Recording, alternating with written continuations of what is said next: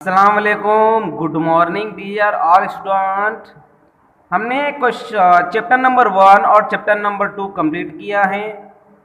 अब हमारा lesson number 3 है डेटा हैंडलिंग। क्या है डाटा, वो हम समझें। प्रीवियस क्लास में हम देख चुके हैं डाटा हैंडलिंग क्या है। डाटा हैंडलिंग क्या होता है? The before collecting data we need to know what we would use for. देखो, given below are 5 situation you want to study the performance of your class in mathematics, performance of India in football or in cricket, female literacy rate in given area, number of children below the age of 5 in the family around you.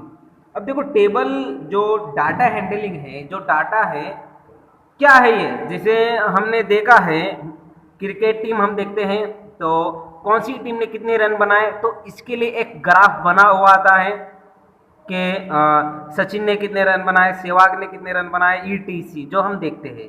इसी तरह अगर एक class देख ले कि भाई हम जब रिजल्ट बनाते हैं कि बच्चों ने मैथ्स में, साइंस में, एसएस में कितने मार्क्स लाए हैं, तो उसका भी हम एक डाटा तैयार करते हैं। तो वो भी क्या होता है, डेटा हैंडलिंग। फिर हमारी फैमिली में कितने मेंबर हैं, उनका रेशियो बनाने के लिए भी हम डेटा का यूज़ करते हैं, ग्राफ बनाते हैं। तो वही होता है data handling. Organise of data. अब डाटा ऑर्गेनाइज कैसे करते हैं, जैसे यहाँ पर एक क्लास की एग्जांपल ली गई है कि Neelam college help her organise the data in the following way. एक क्लास है जिसमें 10 स्टूडेंट है, रोल नंबर 1 से लेकर 10। अजय, अरमान, आशीष, दीप्ति, फैजान, गोविंद, जय, कविता, मनीषा, नीरज। अब इन्होंने 50 में से मार्क्स लाए हैं और मुझे इसका डेटा बनाना है, टेबल बनाना है। तो मैं क्या करूँगा, कुछ भी नहीं करूँगा। इनके जो मार्क्स है, जिसे हम जो रिजल्ट बनाते हैं, तो वो भी एक किस्म का क्या है, डेटा है। देखिए, अजय ने मार्क्स ऑफ 50 कितने लाया, 23, 35, 48, 30, 25। तो ये भी एक डाटा हुआ जिससे हमें ये आइडिया रहता है कि कौन से बच्चे ने कितने मार्क्स लाए हैं। तो यहाँ पर डाटा का यूज़ होता है। देखिए, इसी तरह रिप्रेजेंट एक्टिविटीज वैल्यू। अब इसमें एक होता है एरिथमेटिक मीन। मीन का मीनिंग क्या होता है वो मैं समझाऊँ। Arithmetic mean, the most common representative value of a group data is the arithmetic mean or the mean. To understand this in a better way, let us look at the following example. एक example लेते हैं, उससे पहले मैं आपको mean के बारे में समझाऊँ, मीन होता क्या है। फॉर एग्जाम्पल, एक क्लास में 5th क्लास में 5 स्टूडेंट्स थे।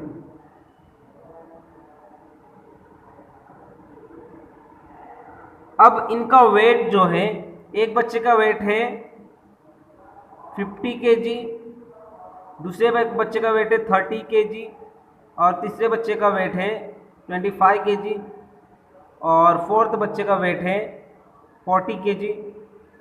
5 बच्चे का वेट है 45 kg। अब इन बच्चों का मुझे सभी का टोटल वेट बताना है कि मेरी क्लास में समथिंग 40 या 35 बच्चों का वेट है। अब मैं ये तो नहीं करूँगा कि सभी बच्चों का वेट बताऊँगा, मैं क्या करूँगा, सभी बच्चों का वेट को एक एवरेज वेट फाइंड कर लूँगा कि मेरी क्लास में समथिंग सभी बच्चों का वेट 30 है या 40 है। तो वो कैसे पता चलेगा हमें क्या करना है, इन सबको प्लस कर लेना है और जितने नंबर है उन्हें 5 से डिवाइड कर देंगे। जैसे 5, 30, 25, 40 प्लस 45। अब कितने नंबर है, 1, 2, 3, 4, 5, जितने स्टूडेंट वो नीचे। अब इन सबको प्लस करने पर समथिंग मुझे मिलेगा 35 kg। तो यहाँ पे क्या हमें समझ में आ रहा है कि अगर मुझे सबका डेटा नहीं देना हो और एवरेज मुझे बताना हो कि मेरी क्लास में लगभग सभी बच्चों का वेट क्या है, 35 kg, तो यही होता है एक सरेराश एवरेज बताना, मीन्स एरिथमेटिक मीन। एक एग्जांपल हम देख लेते हैं बुक की।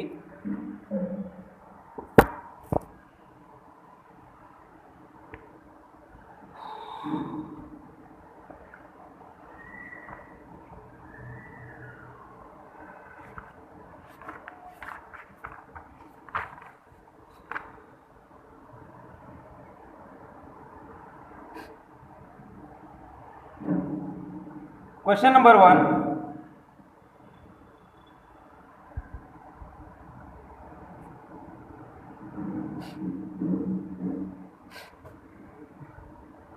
आशीष स्टडीज 4 आवर। आशीष स्टडी करता है 4 hour, 5 hour and 3 hour respectively only 3 consecutive days. वो स्टडी करता है कंसेक्यूटिव डेज में, कभी एक दिन में 4 घंटे, दूसरे दिन में 5 घंटे, तीसरे दिन में 3 घंटे। How many hour does he study daily on an average. अब वो क्या बताना है कि वो एक दिन 4 घंटे पढ़ रहा है, फिर कोई दिन 5 घंटे पढ़ रहा है, फिर कोई दिन 3 घंटे पढ़ रहा है। तो हमें ये बताना है कि वो डेली की उसकी एवरेज क्या है, हर दिन वो मैक्सिमम कितने आवर पढ़ सकता है, उसका हमें एवरेज बताना है। अब एवरेज कैसे बताएंगे वो हम देखें। क्वेश्चन हमें समझ में आ गया।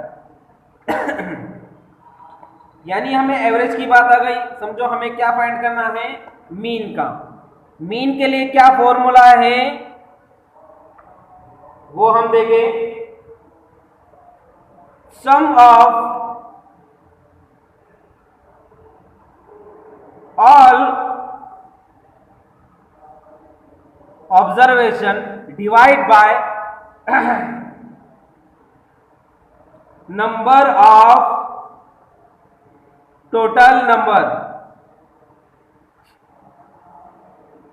अरिथमेटिक के लिए क्या फॉर्मूला है, सम ऑफ ऑल ऑब्जर्वेशन, जितने नंबर दिए हुए हो वो सबकी जमा, और कितने नंबर हैं उसका टोटल आ जाएगा डिवाइड में। तो ये फॉर्मूला हमें याद रखना है।